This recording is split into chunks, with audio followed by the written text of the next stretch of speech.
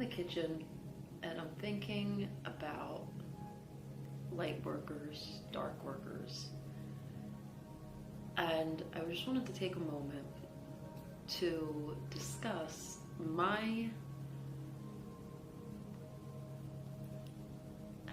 do I say this? What I notice about light workers I'm going to actually just talk about light workers and projecting light on people of lower vibration at the moment. Light workers are wonderful. They do wonderful work. Yet if there's a person of a lower vibration who hasn't fully stepped into awareness that they are able to elevate their vibration, if a light worker sends this person light, raises their vibration, and allows this person to feel the potential that they can feel within them on their own, but don't necessarily educate the person on how to maintain a higher vibration, the person will start to become dependent on the light worker, and it becomes very parasitic and host-like.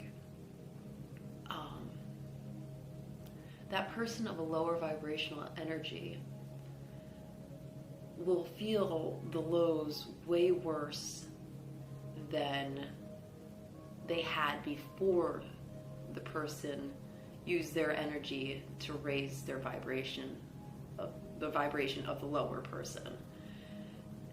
And they will find themselves almost in an addict-like behavior, lingering to the person or of people of similar energy just to feel it, opposed to being able to elevate themselves, which they're fully capable of doing. Now, I'm not blaming the light worker or the lower level person, but I feel light workers really need to take into consideration when they start sending light to people. I wish there was a waiver at this point. I mean, I'm somebody who isn't a very high vibrating person. I choose to be at a lower level because I want to focus on totally understanding every level of, even though I don't want to use the word level anymore, but every area of consciousness and vibration and energy that I can.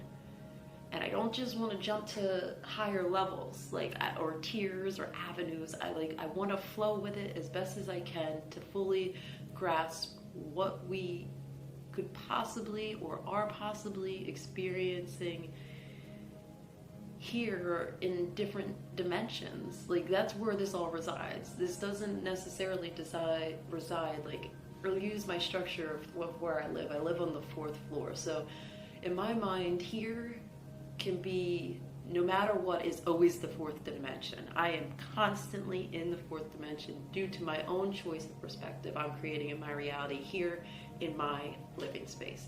This is 4D. I can elevate it if I wish, but this is 4D. So when I lower myself, going down to ground level, I tend to choose mentally to reenact what it's like to kind of lower myself to different dimensions, different vibrations. So when I'm out on the street, I'm not vibrating high, and I allow myself to fluctuate as I go to understand fully what it's like to be in different vibrational states, so I can fully understand what other people are experiencing. So hopefully one day I can start to explain myself to help people elevate, or to help people understand the benefits of being lower vibration, working your way to a higher realm, or to be a fluctuating entity, to constantly be experiencing everything at once in the most chaotic fashion. But then that brings you to quantum entanglement, which also becomes quite fascinating when it starts to really unfold and you see the energy grids and you see the patterns as they're going or as they're transpiring or afterwards, and how one event led to another, which led to another, which could have led to another 5 years ago. Like, it's all so wonderful and miraculous. It is. And no matter how frustrating or nerve-wracking it gets, it's absolutely beautiful.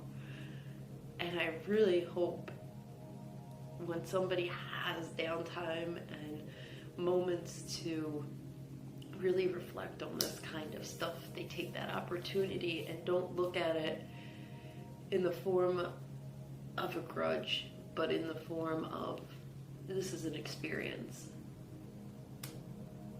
Yeah. Thanks. On our journey through the other planets and other solar systems, other galaxies, to learn things here, to take on our journey through the other planets and other solar systems, other galaxies.